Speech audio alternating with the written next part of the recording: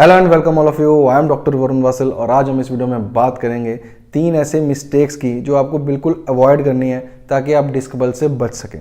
क्योंकि काफ़ी लोग हमसे पूछते हैं कि हम ऐसा क्या करें कि हमें डिस्क बल्ज ना हो, बैक पेन ना हो, उसको बचाने के लिए, उसको अवॉइड करने के लिए क्या कर सकते हैं। तो मैं आपको 3 ऐसे पॉइंट बताऊँगा क्योंकि ये देखा गया है कि अगर ये 3 पॉइंट्स पेशेंट जो है सुबह सुबह या लेट के उठने के टाइम अगर ये 3 पॉइंट्स करता है तो उसको जो डिस्क बल्ज होने के चांसेस 60-70% बढ़ जाते हैं। और अगर हम यही 3 पॉइंट्स अवॉइड करें तो हमारे जो चांसेस हैं डिस्क बल्ज के वो कम हो जाएंगे। तो कौन से वो 3 पॉइंट्स हैं चलिए देखते हैं। तो चलिए चलते हमने फर्स्ट पॉइंट की तरफ जो आपको बिल्कुल अवॉइड करना है।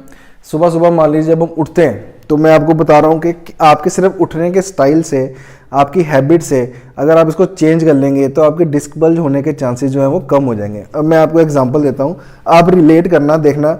सभी को लगेगा कि हम भी ऐसे उठते हैं, ये तो बड़ी गलत बात है। सुबह सुबह उठते हैं इस तरह से, मान लीजिए जब उनकी नींद पूरी हो जाती है, जब जाग आती है, टाइम देखते हैं, अगर तो लेट हो जाते हैं, कईयों की आदत ही ऐसी होती है, क्या करते हैं इस तरह से सीधा उठ जाते हैं ऐसे। ये सबसे गलत चीज़ होती है।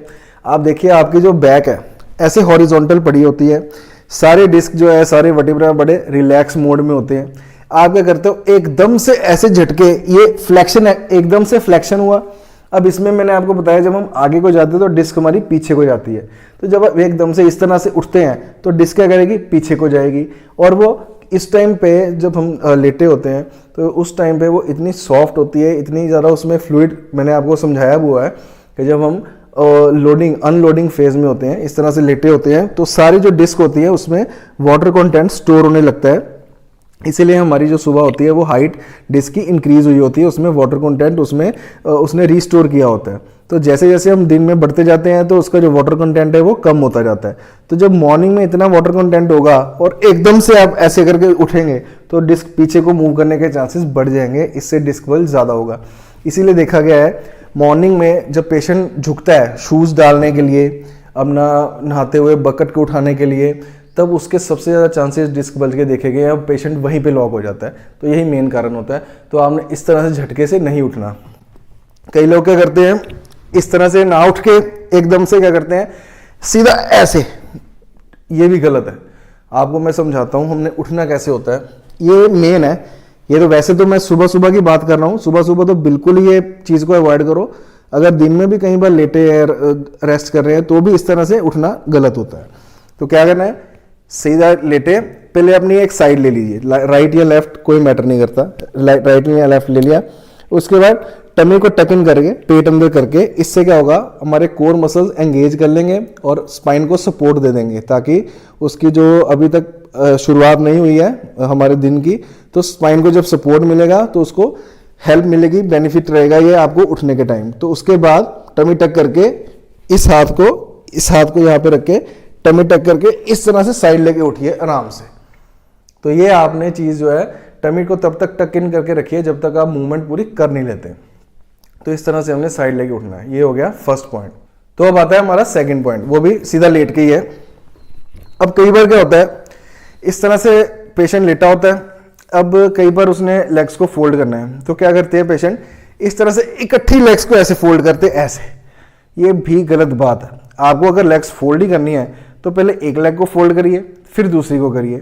इससे हमारी स्पाइन पे जोर कम पड़ता है। अगर हम दोनों को इकट्ठा फोल्ड करेंगे, ये देखिए इस तरह से यहाँ पे ऐसे, अब मेरा पूरा स्पाइन का जोर लग गया है। और अगर हमारे कोर वीक होंगे तो सारा जोर कहाँ पे जाएगा, हमारे डिस्क पे, तो डिस्क बल्ज होने के चांसेस फिर बढ़ जाएंगे।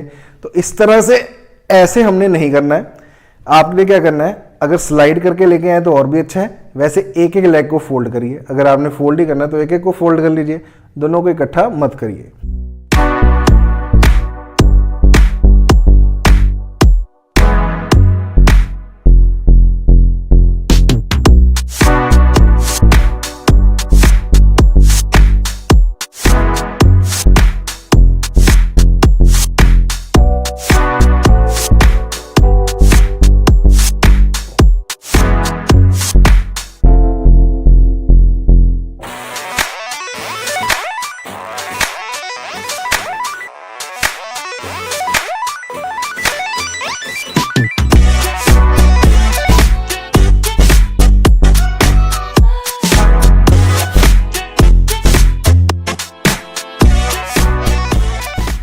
थर्ड पॉइंट पे चलने से पहले मैं आपको बता देता हूँ कि जो नेक्स्ट वीडियो हमारा होगा, क्योंकि बहुत सारे लोगों ने हमें कमेंट्स में भी कहा है और हमारे रिक्वेस्ट भी की है कि आप कौन सी गलत एक्सरसाइज हैं जो हमें डिस्क बल्ज में नहीं करनी चाहिए या डिस्क बल्ज के बाद नहीं करनी चाहिए या जिससे डिस्क बल्ज होता है, वो ज़रूर बताइए।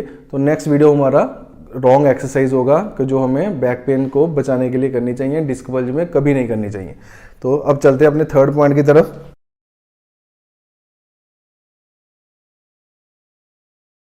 तो थर्ड पॉइंट आएगा हमारा जब हम सिटिंग करते हैं। मान लीजिए जब हम सिटिंग करते हैं तो कई बार क्या होता है, हमारी जो सिटिंग होती है काफ़ी ऊंची होती है, काउच काफ़ी ऊंचा होता है या चेयर काफ़ी ऊंची होती है हमारी हाइट के हिसाब से, तो जो हमारे पैर हैं वो पूरी तरह से फ्लोर को टच नहीं करते हैं। तो ये बड़ी गलत बात होती है। इसमें क्या है, जब हमारे पैर टच नहीं करेंगे तो सारा जो प्रेशर है, इस तरह से अगर मैं बैठा हुआ इस टाइम मेरे फ्लोर पे पैर टच नहीं कर रहे हैं क्योंकि ऊंचा काउच है, तो इसमें क्या होगा, सारा जो हमारा प्रेशर है वो काउच का या हमारे जो चेयर का आउटर सीट होगा, आउटर बॉर्डर होगा, वो मेरे बटक पे या मेरे थाई के पीछे पड़ेगा। और इस तरह से पड़ेगा क्योंकि, और उसको बैलेंस करने के लिए मुझे अपनी स्पाइन सीधी रखनी पड़ेगी। इतनी देर तक तो कोई स्पाइन सीधी नहीं करेगा। उसके बाद क्या करते हैं, हम ऐसे स्लाउच हो जाते हैं।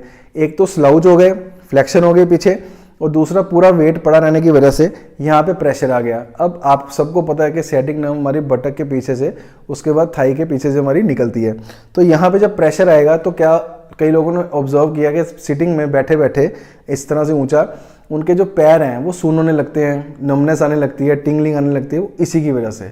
अब अगर हमारे जो पैर हैं वो फ्लोर के ऊपर टच करेंगे, मान लीजिए मैं एक स्टूल रख लेता हूँ ऐसे, अब फ्लोर के ऊपर टच कर गए, मेरा हिप लेवल ऊंचा है, नी लेवल नीचा है, पर फ्लोर पे टच होने की वजह से पैरों पे हमारा यहाँ से जो प्रेशर, यहाँ पे जो प्रेशर पड़ रहा था वो अब कम हो गया है, क्योंकि हमारा जो ग्रेविटी ने नीचे पुश कर रही थी, अब वो नीचे पुश नहीं कर रही क्योंकि पैर जो है उनको रेस्ट मिल गई फ्लोर पे।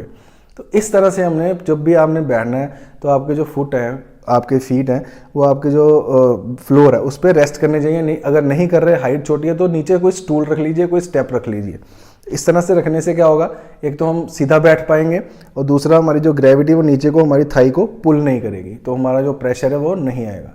तो ये थी हमारे 3 पॉइंट्स जो हमने काफ़ी नोट किए हैं कि जिसकी वजह से जो पेशेंट हैं उनको प्रॉब्लम आती है डिस्क बल्ज में भी, और वो ठीक होने में भी जो है डिले करते हैं।